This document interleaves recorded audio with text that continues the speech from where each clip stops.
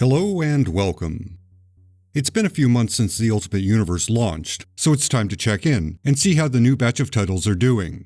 What's good? What's horrendous? Let's find out.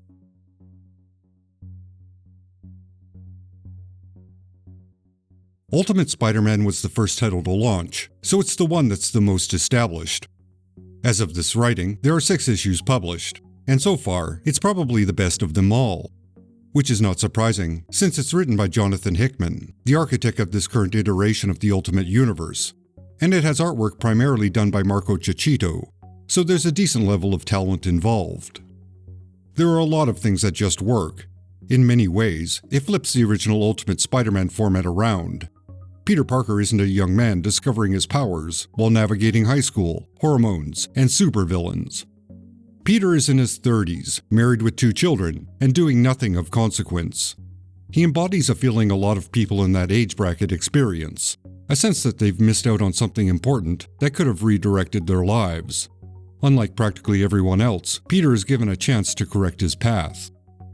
Originally, Ultimate Spider-Man was squarely targeted to a late teen audience.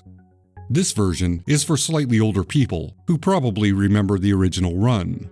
After all, it's been 20 years since the Bendis and Bagley iteration, and Peter is now 20 years older than the Peter in the original series. That cannot be a coincidence.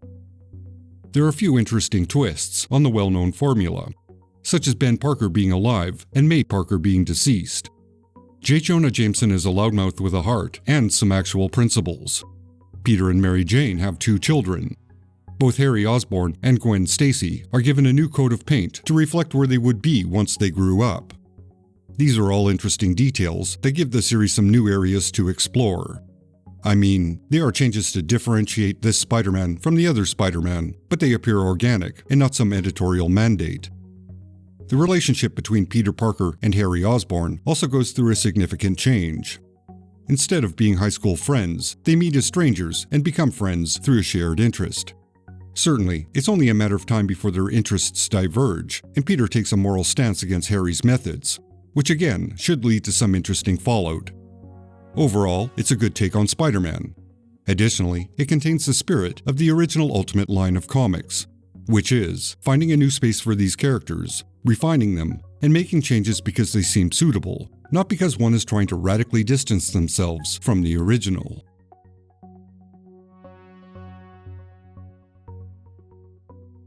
Ultimate Black Panther, by Brian Hill and Stefano Caselli, begins right in the middle of a potential civil war and a high degree of unrest in Wakanda.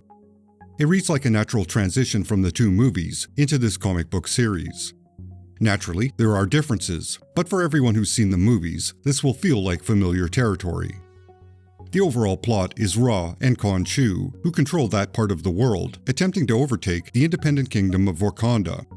In the mix are Killmonger and Storm, 2 unaffiliated rebels who oppose Ra and Khonshu. Black Panther faces betrayal within his kingdom, as well as other political and spiritual challenges. It brings together the classic elements of Black Panther with a slight dash of X-Men and Moon Knight. Like Ultimate Spider-Man, it just works. To be honest, I went into this series with no expectations and was pleasantly surprised at its crisp dialogue and tight plot. While I would say it's mostly inspired by the Marvel movies, it manages to pull out the best elements from them without seeming like a copy.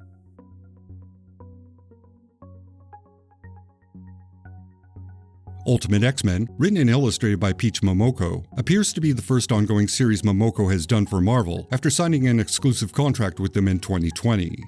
Previously, she's done numerous covers and a series of interrelated one-shots, all of which were well received.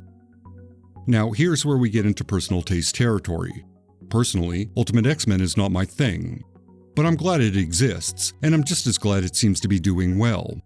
Both Marvel and DC should be publishing more work where they take a chance and allow their characters to go in a direction they wouldn't normally allow. Editor insert. To avoid confusion, I'm not suggesting Marvel and DC mangafy their entire superhero output. No, I'm just saying change things up. End of insert. The reason this series holds no appeal to me is simple. I'm not the target audience for this material. It's not aimed at slightly cynical middle-aged men who have spent way too much time analyzing a variety of marginal or obscure comics. Quite honestly, it would be a little creepy if I did identify with a story mainly about teenage girls. That said, artistically it's pretty amazing, especially the first issue, where there are some great nightmarish images and some interesting framing and color choices. Momoko definitely knows how to visually tell a story. It also gives off a Claremont Sienkiewicz New Mutants vibe, except less abstract and experimental. So while it's not a series that appeals to me, that doesn't mean it's terrible. From comments I've seen in Discord, it seems to be hitting all the beats for those that like manga, which is awesome.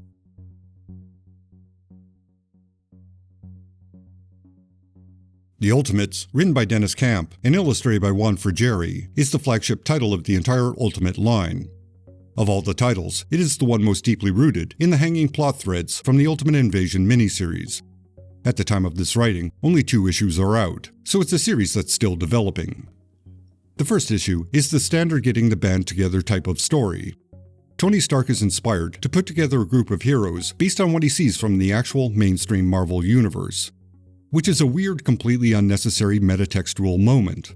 It's unnecessary motivation, since the events from Ultimate Invasion and the knowledge he has 18 months to find a way to stop the Maker to get him motivated. Another metatextual moment that will make one close their eyes, take a deep breath, and count to 10 is from the second issue. It references one of the more ridiculous, infamous moments from the original Mark Millar and Brian Hitch Ultimates run. It's the equivalent of Dane Cook type of comedy, which is pointing at something and saying, "Hey, remember that thing?" And then people laughing in nostalgia or embarrassment, or both. It's pointless and lazy. The rest of the issue resembles a running commentary on capitalism and power, with Captain America repeatedly stating he's there to save America. It's one of the most obvious, you see it before it happens metaphors, because the America he saves is America Chavez. Wow, deep. In other words, this version of the Ultimates is somehow less subtle than the original series, which in and of itself is almost an achievement. Honestly, the tone of the series is all over the place, and it tries pretty hard to distance itself from the classic Ultimates run by being an all-new, all-different take. Of all the titles, and being the most integral to the developing story of the Ultimate Universe, it's not great. While Ultimate X-Men might not have appealed to my tastes and my demographic, I can still say it's pretty good, and a worthwhile read for anyone interested in that type of material. With the Ultimates, I can't say the same. All I can say is the artwork is fine, it's dynamic and works for the script. Otherwise, yeah, I'm pretty hard-pressed to find anything positive to say.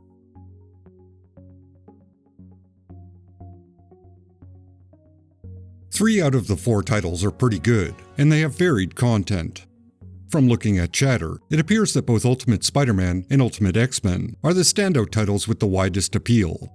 Since access to sales is no longer available, I can't say if perception of popularity matches actual popularity, so take that statement at face value.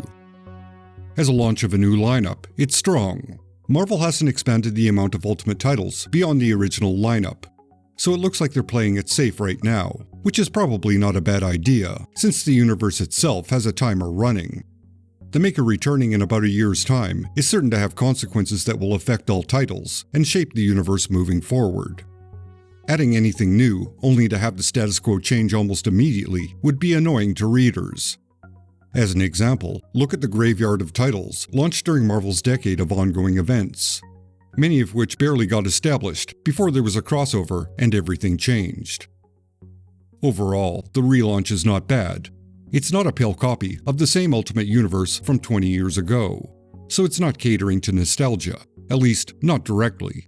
Indirectly, the name alone is an attempt to entice the readers whose original entry point was the Ultimate titles from the early 2000s.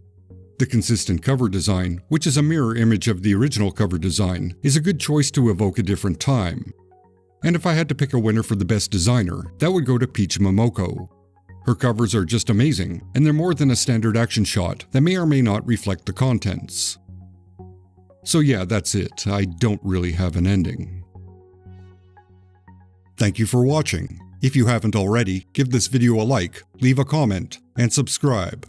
Once again, this channel continues to go through a period where the algorithm just ignores these videos.